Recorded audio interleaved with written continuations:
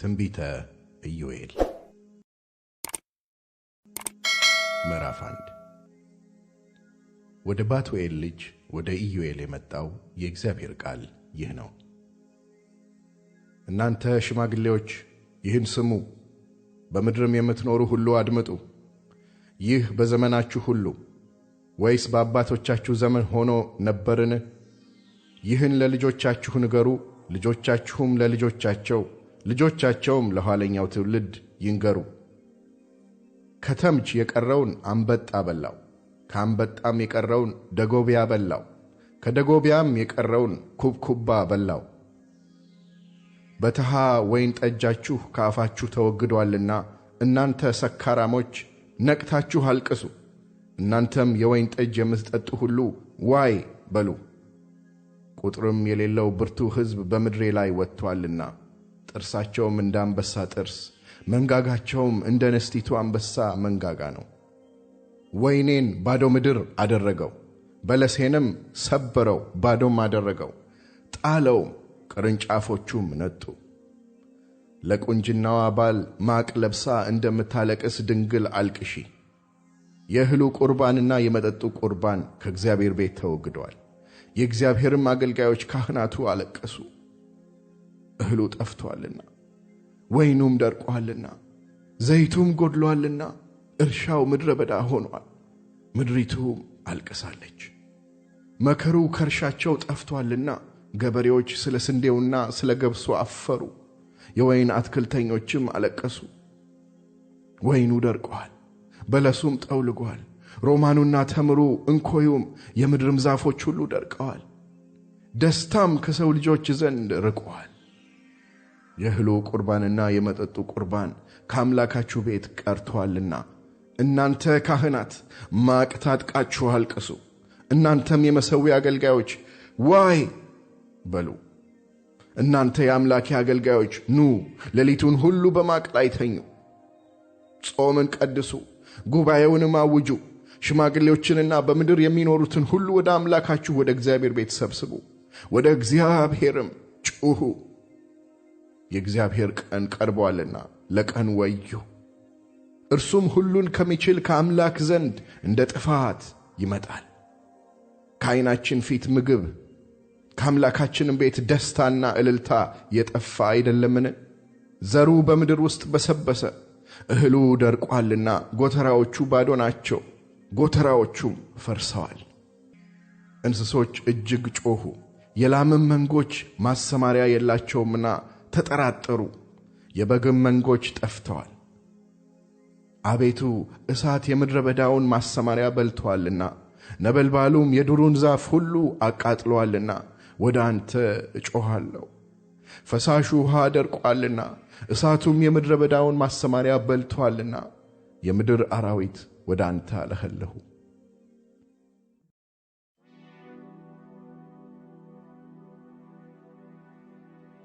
ምዕራፍ 2 የእግዚአብሔር ቀን መጥቶአልና እርሱም ቀርቦአልና በጽዮን መለከት ንፉ፣ በቅዱሱም ተራራዬ ላይ እሪ በሉ። በምድርም የሚኖሩ ሁሉ ይንቀጥቀጡ። የእግዚአብሔር ቀን መጥቶአልና የጨለማና የጭጋግ ቀን፣ የደመናና የድቅድቅ ጨለማ ቀን ነው። ታላቅና ብርቱ ሕዝብ በተራሮች ላይ እንደ ወገግታ ተዘርግቶአል። ከዘላለምም ጀምሮ እንደ እነርሱ ያለ አልነበረም፣ ከእነርሱም በኋላ እስከ ብዙ ትውልድ ድረስ እንደ እነርሱ ያለ ከእንግዲህ ወዲህ አይሆንም። እሳት በፊታቸው ትባላለች፣ በኋላቸውም ነበልባል ታቃጥላለች። ምድሪቱ በፊታቸው እንደ ኤድን ገነት፣ በኋላቸውም የምድረ በዳ በረሃ ናት። ከእነርሱም የሚያመልጥ የለም። መልካቸው እንደ ፈረስ መልክ ነው፣ እንደ ፈረሶችም ይሮጣሉ። በተራራ ላይ እንዳሉ ሰረገሎች ድምፅ፣ ገለባውንም እንደሚበላ እንደ እሳት ነበልባል ድምፅ፣ ለሰልፍም እንደ ተዘጋጀ እንደ ብርቱ ሕዝብ ያኮበኩባሉ። ከፊታቸው አሕዛብ ይንቀጠቀጣሉ፣ የሰውን ፊት ሁሉ ይጠቁራል። እንደ ኃያላን ይሮጣሉ፣ እንደ ሰልፈኞችም በቅጥሩ ላይ ይወጣሉ። እያንዳንዱም በመንገድ ላይ ይራመዳል፣ ከእርምጃቸውም አያፈገፍጉም። አንዱ ከአንዱ ጋር አይጋፉም፣ እያንዳንዱም መንገዱን ይጠበጥባል። በሰልፉ መካከል ያልፋሉ፣ እነርሱም አይቆስሉም።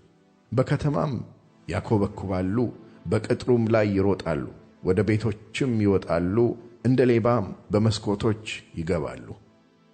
ምድሪቱም ከፊታቸው ትናወጣለች፣ ሰማያትም ይንቀጠቀጣሉ። ፀሐይና ጨረቃም ይጨልማሉ፣ ከዋክብትም ብርሃናቸውን ይሰውራሉ። እግዚአብሔርም በሰራዊቱ ፊት ድምፁን ይሰጣል። ሰፈሩ እጅግ ብዙ ነውና፣ ቃሉንም የሚያደርግ እርሱ ኃያል ነውና፣ የእግዚአብሔርም ቀን ታላቅና እጅግ የሚያስፈራ ነውና ማንስ ይችለዋል? አሁንስ ይላል እግዚአብሔር፣ በፍጹም ልባችሁ በጾምም በልቅሶና በዋይታ ወደ እኔ ተመለሱ። ልባችሁን እንጂ ልብሳችሁን አትቅደዱ። አምላካችሁም እግዚአብሔር ቸርና መሐሪ፣ ቁጣው የዘገየ ምሕረቱም የበዛ ለክፋትም የተጸጸተ ነውና ወደ እርሱ ተመለሱ። የሚመለስና የሚጸጸት እንደሆነ ለአምላካችሁም ለእግዚአብሔር የእህልና የመጠጥ ቁርባን የሚሆነውን በረከት የሚያተርፍ እንደሆነ ማን ያውቃል? በጽዮን መለከትን ንፉ፣ ጾምንም ቀድሱ፣ ጉባኤውንም አውጁ፣ ሕዝቡንም አከማቹ፣ ማኅበሩንም ቀድሱ፣ ሽማግሌዎቹንም ሰብስቡ፣ ሕፃናቱንና ጡት የሚያጠቡትን አከማቹ። ሙሽራው ከልፍኙ ሙሽራይቱም ከጫጉላዋ ይውጡ። የእግዚአብሔርም አገልጋዮች ካህናት ከወለሉና ከመሠዊያው መካከል እያለቀሱ አቤቱ ለሕዝብህ ራራ፣ አሕዛብም እንዳይነቅፏቸው ርስትህን ለማላገጫ አሳልፈህ አትስጥ። ከአሕዛብ መካከል አምላካቸው ወዴት ነው ስለ ምን ይላሉ ይበሉ። እግዚአብሔርም ስለ ምድሩ ቀና፣ ለሕዝቡም ራራለት። እግዚአብሔርም መልሶ ሕዝቡን እነሆ እህልንና ወይንን ዘይትንም እሰድላችኋለሁ፣ እናንተም በእርሱ ትጠግባላችሁ። ከእንግዲህም ወዲያ በአሕዛብ መካከል መሰደቢያ አላደርጋችሁም። የሰሜንንም ሰራዊት ከእናንተ ዘንድ አርቃለሁ፣ ወደ በረሃና ወደ ምድረ በዳ፣ ፊቱም ወደ ምሥራቅ ባሕር፣ ጀርባውንም ወደ ምዕራቡ ባሕር አድርጌ አሳድደዋለሁ። እርሱም ትዕቢትን አድርጓልና ግማቱ ይወጣል፣ ክርፋቱም ይነሳል አለ። ምድር ሆይ እግዚአብሔር ታላቅ ነገር አድርጓልና አትፍሪ፣ ደስም ይበልሽ እልልም በይ። እናንተ የምድር እንስሶች ሆይ የምድረ በዳው ማሰማሪያ ለምልመዋልና ዛፉም ፍሬውን አፍርተዋልና በለሱና ወይኑም ኃይላቸውን ሰጥተዋልና አትፍሩ። እናንተ የጽዮን ልጆች አምላካችሁ እግዚአብሔር የፊተኛውን ዝናብ በጽድቅ ሰጥቶአችኋልና እንደ ቀድሞውም የፊተኛውንና የኋለኛውን ዝናብ አዝንቦላችኋልና በእርሱ ደስ ይበላችሁ፣ ለእርሱም እልል በሉ። አውድማዎችም እህልን ይሞላሉ፣ መጥመቂያዎችም የወይን ጠጅንና ዘይትን አትረፍርፈው ያፈሳሉ።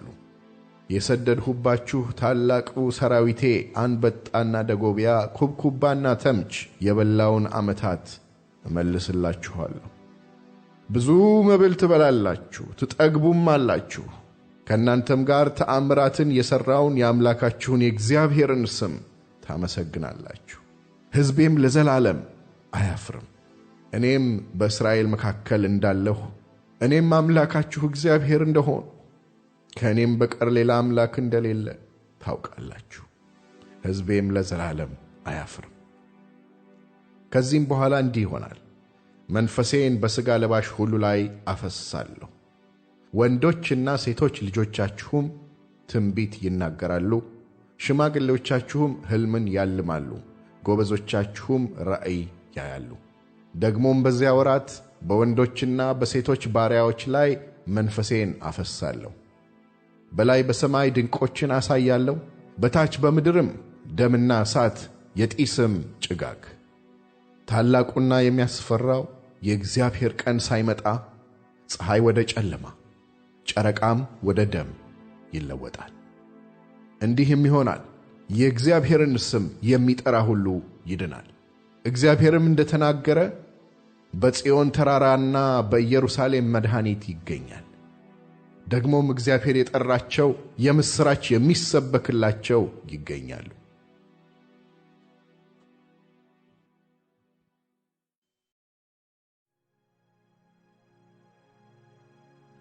ምዕራፍ 3 እነሆም በዚያ ወራትና በዚያ ዘመን የይሁዳንና የኢየሩሳሌምን ምርኮ የምመልስበት ጊዜ አሕዛብን ሁሉ ሰብስቤ ወደ ኢዮሳፍጥ ሸለቆ አወርዳቸዋለሁ።